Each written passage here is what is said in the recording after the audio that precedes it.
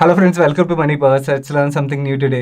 మీలో ఎవరైనా last 1.5 ఇయర్లోని equity మార్కెట్స్లో ఇన్వెస్ట్ చేయడం స్టార్ట్ చేసినట్టయితే రీసెంట్గా వినే ఉంటారు కదా ఇష్యూ. వీడియోకాన్ వాళ్ళ షేర్ హోల్డర్స్ యొక్క వెల్త్ జీరో చేసింది.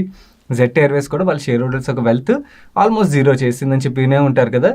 బేసికలీ విన్నప్పుడు మనకి ఏమనిపిస్తుంది అంటే ఈ రెండు కంపెనీలు జంక్ కంపెనీస్, అందుకని వాళ్ళ షేర్ హోల్డర్స్ వెల్త్ డిస్ట్రాయ్ చేసాయి.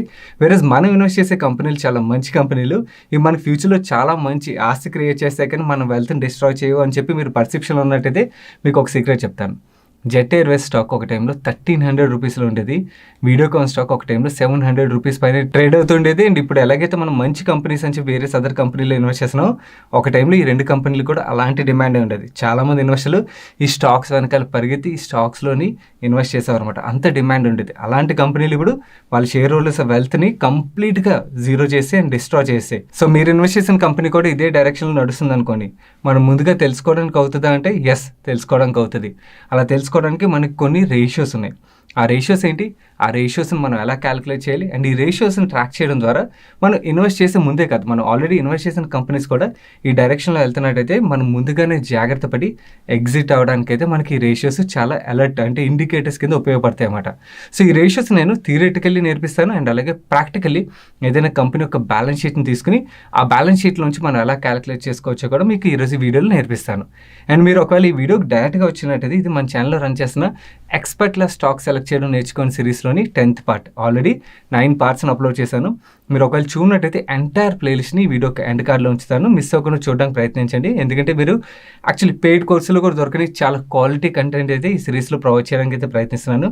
అండ్ ఈ కంప్లీట్ సిరీస్లో నా favourite parts part 2 and part 3. Part 2లోని మేనేజ్మెంట్ అనాలిసిస్, పార్ట్ 3లోని ఇండస్ట్రీ అనాలిసిస్ ఏవైతే ఉన్నాయో చాలా డీపర్గా మీకు ఇన్ఫర్మేషన్ షేర్ చేయడానికి ప్రయత్నించాను. ఒకవేళ ఆ పార్ట్స్ని చూడనట్టయితే మిస్ అవ్వకుండా చూడడానికి ప్రయత్నించండి. లెట్స్ స్టార్ట్ టుడేస్ ఎక్స్పర్ట్ల స్టాక్ సెలెక్ట్ చేయడం నేర్చుకునే సిరీస్లోని 10th పార్ట్ వీడియో.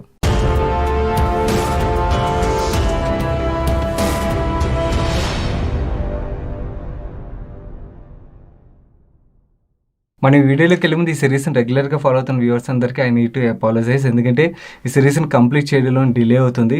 నేను ఈ సిరీస్లోని best of the best content మీకు ఇవ్వడానికి అయితే ప్రయత్నిస్తున్నాను. కాకపోతే ప్రాబ్లం ఏమవుతుందంటే మీ అందరికీ తెలిసి మధ్యలోని ఐపీఓస్ వస్తున్నాయి అండ్ అలాగే వేరే ఇంపార్టెంట్ స్టాక్స్ ఏవైతే అట్రాక్టివ్ వాల్యుయేషన్లో దొరుకుతున్నాయో, అట్రాక్టివ్ వాల్యుయేషన్ ఉన్నప్పుడు ఆ స్టాక్స్ వీడియోలు కానీ ఆ సెక్టర్ వీడియోస్ కానీ మీరు పిఎస్యూ బ్యాంక్స్ థీమ్ వీడియో చూసుంటారు, లేకపోతే ప్రాజ్ వీడియో చూసుంటారు. సో ఇవన్నీ వస్తున్నప్పుడు ఏంటంటే మంచి ఆపర్చునిటీ కదా, ఇప్పుడు చెప్పకపోతే ఆపర్చునిటీ మన వాళ్ళు మిస్ అవుతారేమో అని చెప్పి అప్పుడు ఆ వీడియోస్ అప్లోడ్ చేయాల్సి వస్తుంది. అండ్ మీకు తెలుసు మన ఛానల్లో ఐపీఓ వీడియో అంటే వాళ్ళు ఇన్వెస్టర్ మీట్ ఏదైతే కండక్ట్ చేస్తారో దాంట్లో ఇచ్చిన ప్రెజెంటేషన్ చదివాము. సో మేము యాక్చువల్లీ దానికన్నా కొంచెం డీపర్గా డీటెయిల్స్ మీకు ఇవ్వడానికి ప్రయత్నిస్తాం. అండ్ దాని గురించి వర్క్ చేయాలంటే చాలా టైం కూడా పడుతుంది. దీనివల్ల ఈ సిరీస్ కొంచెం డిలే అవుతుంది.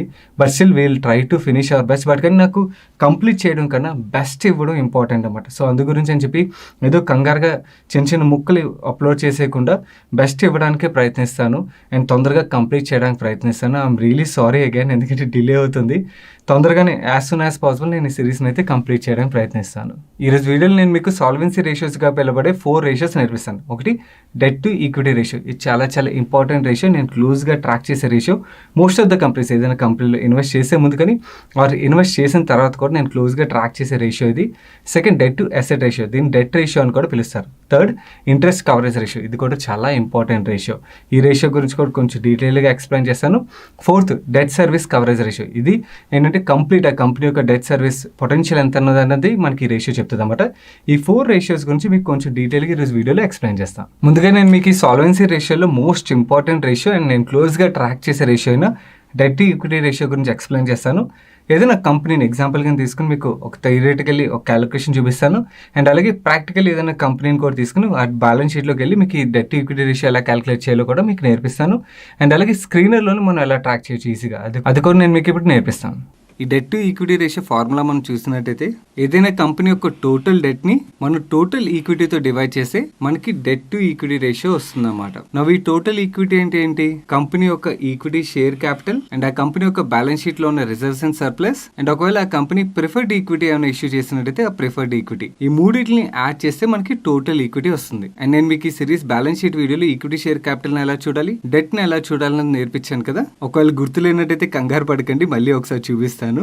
అదే టోటల్ డెట్ విషయంకి వచ్చినట్టయితే ఇక్కడ మనం తీసుకోవాల్సింది short term debt plus long term debt. ఇప్పుడు నేను మీకు థియరిటికల్లీ ఏదైనా కంపెనీ ఒక ఎగ్జాంపుల్ తీసుకుని డెట్ టు ఈక్విటీ రేషియో ఎలా క్యాలిక్యులేట్ చేయాలో నేర్పిస్తాను. అండ్ అలాగే ప్రాక్టికల్లీ ఏదైనా కంపెనీ ఒక ఎగ్జాంపుల్ తీసుకుని మీకు లైవ్ లో కూడా నేర్పిస్తాను ఈ క్యాలిక్యులేషన్ ఎలా చేయొచ్చు. నా టోటల్ ఈక్విటీ అంటే మనం ఏం మాట్లాడుకున్నాం, equity share capital, reserves and surplus and preferred equity కదా. లెట్స్ సే ఈ కంపెనీ ఒక ఈక్విటీ షేర్ క్యాపిటల్ 2 crores అయినట్టయితే వీళ్ళ దగ్గర రిజర్వ్స్ అండ్ సర్ప్లస్ రూపంలో 4 crores ఉన్నాయి. అండ్ ఈ కంపెనీ ప్రిఫర్డ్ ఈక్విటీ ఏం ఇష్యూ చేయలేదు అనుకోండి, అప్పుడు ఈ కంపెనీ యొక్క టోటల్ ఈక్విటీ ఎంత అవుతుంది, 6 crores అవుతుంది కదా. నవ్వు ఈ కంపెనీ యొక్క టోటల్ డెట్ ని చూద్దాం. ఈ కంపెనీ యొక్క బ్యాలెన్స్ షీట్ లో షార్ట్ టర్మ్ డెట్ 2 crores ఉన్నట్టయితే లాంగ్ టర్మ్ డెట్ 1 crore ఉన్నది, అంటే టోటల్ డెట్ ఎంత అవుతుంది, 3 crores అవుతుంది కదా. నవ్వు ఈ టోటల్ డెట్ ని టోటల్ ఈక్విటీతో డివైడ్ చేద్దాం. అంటే 3 crores డివైడెడ్ బై 6 crores చేసినట్టయితే మనకి డెట్ టు ఈక్విటీ రేషియో 0.5 వస్తుంది అన్నమాట. అండ్ ఈ రేషియో మనకి ఏం చెప్తుందంటే ఈ కంపెనీ యొక్క డెట్ టు ఈక్విటీ రేషియో హెల్దీగా ఉన్నదని చెప్తుంది. నవ్వు ఈ డెట్ టు ఈక్విటీ రేషియో ఎంత ఉంటే కంపెనీ హెల్దీగా ఉన్నదని మనం అర్థం చేసుకోవచ్చు.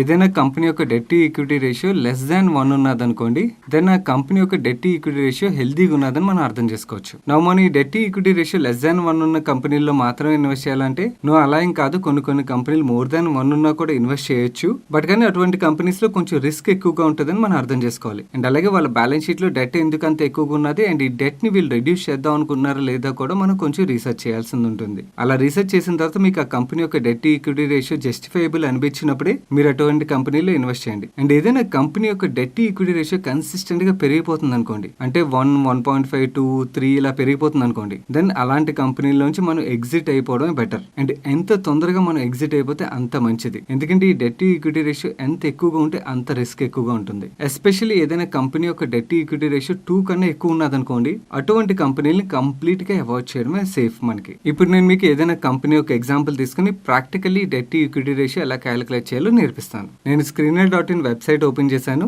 అండ్ నేను మీకు లాస్ట్ వీడియోలో ఏదైనా కంపెనీని ఎలా సెర్చ్ చేయాలో నేర్పించాను కదా. నేను ఇక్కడ టాటా స్టీల్ ని సెర్చ్ చేస్తున్నాను.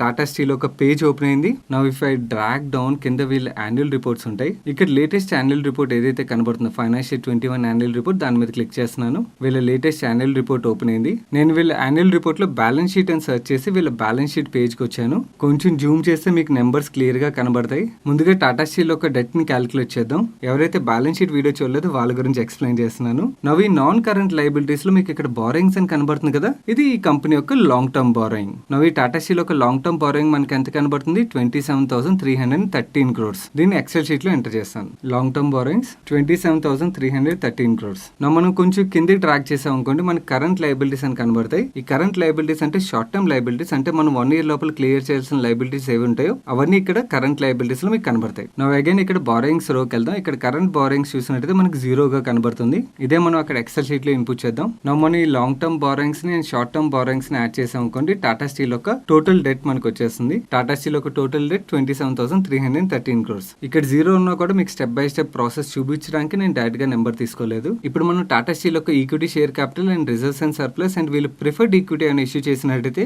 ఆ 3 నెంబర్స్ ని యాడ్ చేసిన నెంబర్ తీసుకుందాం. నా ఇక్కడ టాటా స్టీల్ యొక్క ఈక్విటీ షేర్ క్యాపిటల్ మనకు కనబడుతుంది కదా, అండ్ వీళ్ళు హైబ్రిడ్ ప్రిఫరెన్షియల్ సెక్యూరిటీస్ ఇష్యూ చేశారు, అది కూడా మనకి ఇక్కడ కనబడుతుంది. ఇక్కడ మీకు అదర్ ఈక్విటీ అని కనబడుతుంది కదా, ఇది రిజర్వ్స్ అండ్ సర్ప్లస్ కాలం అన్నమాట. నవ్వు ఈ మూడింటిని యాడ్ చేసి వీళ్ళు టోటల్ ఈక్విటీ నెంబర్ ఇచ్చారు, అది 91,267 crores. 91,267 crores. మనకి ఇప్పుడు టాటా స్టీల్ ఒక టోటల్ డెట్ దొరికింది అండ్ అలాగే టోటల్ ఈక్విటీ దొరికింది కదా. ఇప్పుడు debt to equity ratio calculate చేద్దాం. వీళ్ళ టోటల్ డెట్ ని టోటల్ ఈక్విటీతో డివైడ్ చేస్తే మనకి డెట్ టు ఈక్విటీ రేషియో వస్తుంది 0.299 వస్తుంది. దీన్ని రౌండ్ ఆఫ్ చేసేస్తే మనకి 0.3 వస్తుంది టాటా స్టీల్ ఒక debt to equity ratio. Tijori finance open చేశాను. Let me search for Tata steel.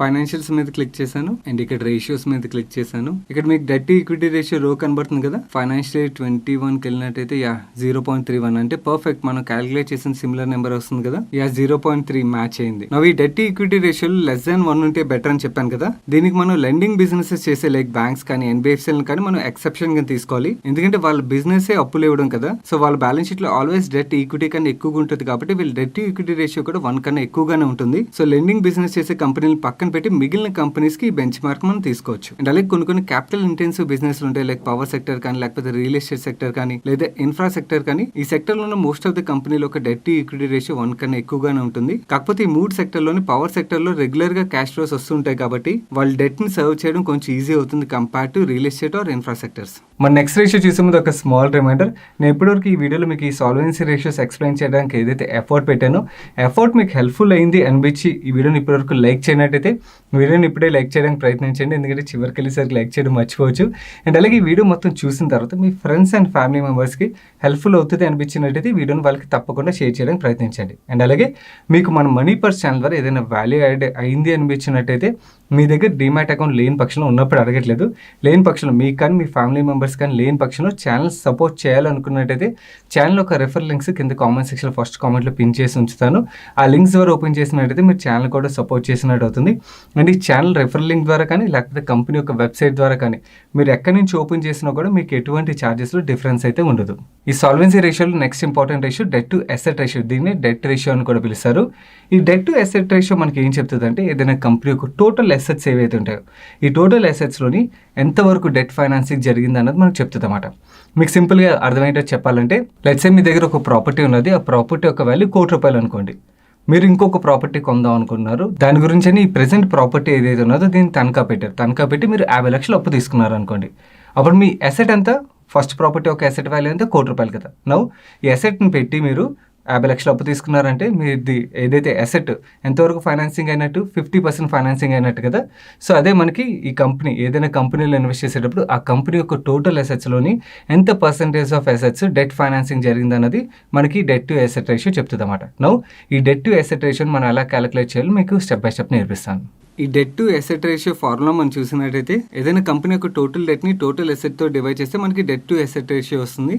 Theoretical ఒక ఎగ్జాంపుల్ చూద్దాం. ఇందాక మనం మాట్లాడుకున్నాం కదా, టోటల్ డెట్ అంటే short term debt plus long term debt కలిపితే మనకి టోటల్ డెట్ వస్తుంది. ఇందాక ఎగ్జాంపుల్లో తీసుకున్న కంపెనీని తీసుకుందాం. వీళ్ళ బ్యాలెన్స్ షీట్ లో short term debt 2 crores and long term debt 1 crore ఉన్నది. So total debt 3 crores. నవ్వు ఈ కంపెనీ దగ్గర టోటల్ అసెట్స్ ఒక 10 crores ఉన్నాయి అనుకుందాం. అప్పుడు మనం debt to asset ratio calculate చేయాలంటే ఈ 3 crores ని 10 crores డివైడ్ చేస్తే మనకి ఈ కంపెనీ యొక్క డెట్ టు అసెట్ రేషియో వస్తుంది. ఈ కంపెనీ యొక్క డెట్ టు అసెట్ రేషియో చూసినట్టయితే 0.3. మనం ఏదైనా కంపెనీ యొక్క debt to asset ratio calculate చేసేటప్పుడు ఆ కంపెనీ యొక్క debt to asset ratio less దాన్ 0.5 ఉన్నట్టయితే హెల్దీగా ఉన్నట్టు మనం అర్థం చేసుకోవాలి. అదే అంతకన్నా ఎక్కువ ఉన్నది, let's say for example more than 1 ఉన్నది అనుకోండి, అప్పుడు ఆ కంపెనీ దగ్గర ఉన్న టోటల్ అసెట్స్ అమ్మినా కూడా వాళ్ళ టోటల్ లయబిలిటీస్ ని క్లియర్ చేయలేరని చెప్పి మనం అర్థం చేసుకోవాలి. Always debt to asset ratio 0.5 కన్నా తక్కువగా ఉన్న కంపెనీలో ఇన్వెస్ట్ చేయడమే సేఫ్. ఈ సాల్వెన్సీ రేషియోలో next important ratio interest coverage ratio. Interest coverage ratio మనకి ఏం చెప్తుంది అంటే ఏదైనా కంపెనీ ప్రాఫిట్ ఎంతైతే సంపాదిస్తుందో ఈ ప్రాఫిట్ నుంచి వాళ్ళు ఏవైతే అప్పులు తీసుకున్నారో అప్పులకి వీళ్ళు ఇంట్రెస్ట్ పే చేయాలి కదా ఎవ్రీ ఇయర్, వీళ్ళు ఎంతవరకు ఇంట్రెస్ట్ పే చేయగలరా లేదా అన్నది మనకి ఇంట్రెస్ట్ కవరేజ్ రేషియో చెప్తుంది అన్నమాట. నా లెట్స్ సే ఏదైనా కంపెనీ తీసుకున్న అప్పుకి వాళ్ళు ఇంట్రెస్ట్ పే చేయకుండా డిఫాల్ట్ చేశారనుకోండి, ఏం జరుగుతుంది, మార్కెట్లో చాలా గోల్ అయిపోతుంది అండ్ ఆ కంపెనీకి ఫ్రెష్గా క్యాపిటల్ రాదు, అప్పులు రావు, దెన్ ఆ కంపెనీ కొలాప్స్ అయిపోతుంది తొందరలోనే. మనం అలాంటి కేసే జెట్ ఎయిర్వేస్లో కానీ వీడియోకాన్లో కానీ డిహెచ్ఎఫ్ఎల్లో కానీ ఇలాంటి చాలా కంపెనీల్లో చూస్తున్నాం. So interest coverage ratio track చేయడం చాలా ఇంపార్టెంట్. అండ్ మన పర్సనల్ సైడ్ మనం మాట్లాడుకోవాలంటే మీరు ఏదైనా బ్యాంక్ అప్పుకి వెళ్ళారనుకోండి, బ్యాంక్ చేసే పని ఏంటి, ఇదే పని చేస్తుంది. మీరు ఏదైతే అప్పు తీసుకుంటారో అప్పుకి ఇంట్రెస్ట్ పే చేయగలరో లేదో అనేది మీ శాలరీ స్లిప్లు, మీరు ఏదైతే ట్యాక్స్ ఫైలింగ్ చేస్తారో ఈ ట్యాక్స్ ఫైలింగ్ ద్వారా అసెస్ చేస్తుంది. మనం అదే పని మనం ఇన్వెస్ట్ చేసే కంపెనీ మీద కూడా చేయబోతున్నాం అన్నమాట. ఇప్పుడు మనం ఇన్వెస్ట్ చేసే కంపెనీ రియల్గా వాళ్ళు తీసుకున్న అప్పులకి వాళ్ళు ఇంట్రెస్ట్లు పే చేయగలరా లేదా, ఒకవేళ పే చేయలేని పక్షంలో అంటే షార్ట్ టర్మ్లో పే చేయలేని పక్షంలో డిఫాల్ట్ చేసినట్టయితే ఆ కంపెనీకి పెద్ద ఇష్యూ, అంటే కంపెనీ కొలాప్స్ అయ్యే రేంజ్ వరకు వెళ్ళిపోద్ది. కాబట్టి మనం ముందుగానే జాగ్రత్త పడడానికి అవుతుంది. సో ఇంట్రెస్ట్ కవరేజ్ రేషియోని ఎలా క్యాలిక్యులేట్ చేయాలి అండ్ ఈ ఇంట్రెస్ట్ కవరేజ్ రేషియో ఎంత పర్సెంటేజ్ అంటే ఎంత నెంబర్ ఉంటే మంచిది మనకి సేఫ్, అంటే ఎంతకన్నా బిలో ఉంటే మనకి రిస్క్, ఇవన్నీ కూడా నేను మీకు ఇప్పుడు స్టెప్ బై స్టెప్ నేర్పిస్తాను. నా ఈ ఇంట్రెస్ట్ కవరేజ్ రేషియో ఫార్ములా చూసినట్టయితే EBITDA divided by annual interest payout, అంటే ఏదైనా కంపెనీ జనరేట్ చేసిన ఎబిటాని ఆ కంపెనీ పే చేయాల్సిన యాన్యువల్ ఇంట్రెస్ట్ పేమెంట్ ఏదైతే ఉంటుందో దాంతో డివైడ్ చేస్తే మనకి ఇంట్రెస్ట్ కవరేజ్ రేషియో వస్తుంది. నా ఇక్కడ కొంతమంది ఎబిటా బదులు ఎబిట్ మాత్రమే తీసుకుంటారు. బట్ కానీ ఎవరైతే టూ మచ్ కన్సర్వేటివ్ గా ఇంట్రెస్ట్ కవరేజ్ రేషియో క్యాలిక్యులేట్ చేద్దాం అనుకుంటారో వాళ్ళు ఎబిట్ ని తీసుకుంటే బెటర్. బట్ కానీ నేను జనరల్లీ ఎబిటే తీసుకుంటాను, ఎందుకంటే ఈ డిప్రిసియేషన్ అండ్ అమౌంటైజేషన్ ఏవైతే ఉన్నాయో ఇవి యాక్చువల్ రియల్ ఎక్స్పెన్స్ కాదు కదా, ఓన్లీ బుక్ లోనే చూపిస్తారు, క్యాష్ ఎక్కడికి బయటకి వెళ్ళదు కదా. కంపెనీ యొక్క బుక్స్ లోని ఈ డిప్రిసియేషన్ అండ్ అమౌంటైజేషన్ క్యాష్ ఉంటుంది. కాబట్టి లెట్స్ సే వాళ్ళు ఒకవేళ ఇంట్రెస్ట్ పే చేయలేని పక్షంలో ఈ డిప్రిసియేషన్ అండ్ అమౌంటైజేషన్ కోసం తీసిన డబ్బులు ఏవైతే ఉంటాయో ఆ డబ్బులు యూజ్ చేసి ఇంట్రెస్ట్ పే చేయొచ్చు కదా. So it is always better EBITDA అని తీసుకోవడమే. నేను మీకు ఇప్పుడు థియరిటికల్లీ ఎలా క్యాలిక్యులేట్ చేయాలో నేర్పిస్తాను. మనం ఈ సిరీస్ లో ఒక కంపెనీ యొక్క ప్రాఫిట్ అండ్ లాస్ స్టేట్మెంట్ తీసుకున్నాం కదా, అదే ప్రాఫిట్ అండ్ లాస్ స్టేట్మెంట్ తీసుకున్నాను. నా ఇంట్రెస్ట్ కవరేజ్ రేషియో క్యాలిక్యులేట్ చేయాలంటే మనం ఎబిటా తీసుకోవాలి. ఇక్కడ ఈ కంపెనీ యొక్క ఎబిటా ఎంత కనబడుతుంది, 4 crores కదా, 4 crores. నా మనం ఈ యాన్యువల్ ఇంట్రెస్ట్ పేఅవుట్ అంటే ఏం తీసుకోవాలి,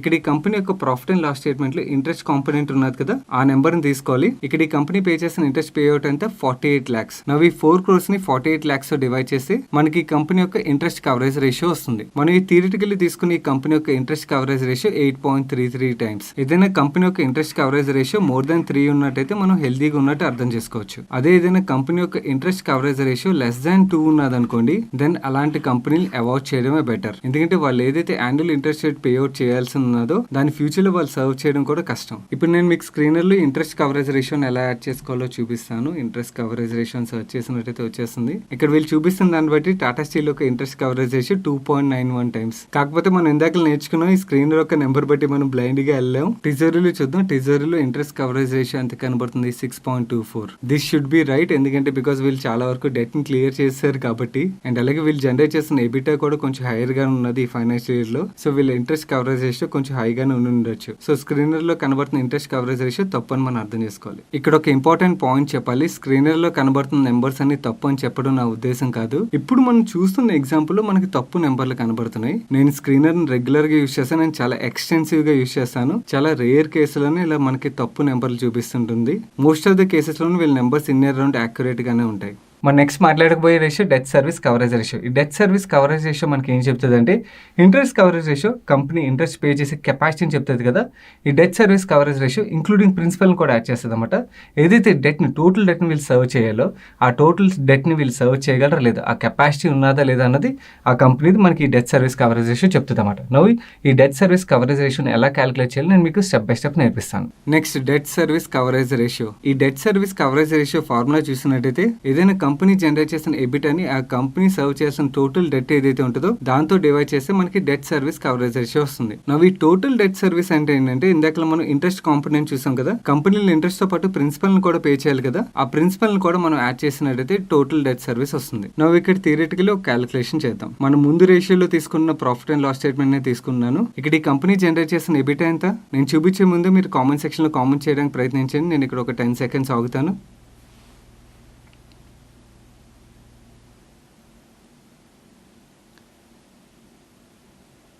మీరు కామెంట్ చేస్తారని అనుకున్నాను. ఈ కంపెనీ యొక్క ఎబిటా 4 crores కదా. Now let's say for example ఈ కంపెనీ సర్వ్ చేసిన టోటల్ డెట్ 1.48 crores అనుకోండి. అప్పుడు ఈ కంపెనీ యొక్క డెట్ సర్వీస్ కవరేజ్ రేషియో 2.7 అవుతుంది. ఏదైనా కంపెనీ యొక్క డెట్ సర్వీస్ కవరేజ్ రేషియో 1.5 నుంచి 2 మధ్యలో ఉన్నది అనుకోండి, హెల్దీగా ఉన్నదని మనం అర్థం చేసుకోవచ్చు. అదే లెస్ దాన్ 1 ఉన్నది అనుకోండి, దెన్ ఆ కంపెనీ రీపే చేయాల్సిన డెట్ ని రీపే చేయలేదని చెప్పి మనం అర్థం చేసుకోవచ్చు. అండ్ అలాంటి కంపెనీని కంప్లీట్ గా అవాయిడ్ చేయడమే బెటర్. ఈ వీడియోలో మోస్ట్ ఇంపార్టెంట్ పార్ట్కి వచ్చాం హోంవర్క్. నేను మీకు ఈరోజు ఇచ్చే హోంవర్క్ ఏంటంటే ఈ సాల్వెన్సీ రేషియోలో 2 రేషియోస్, ఒకటి డెట్ ఈక్విటీ రేషియో, ఇంకోటి ఇంట్రెస్ట్ కవరేజ్ రేషియో.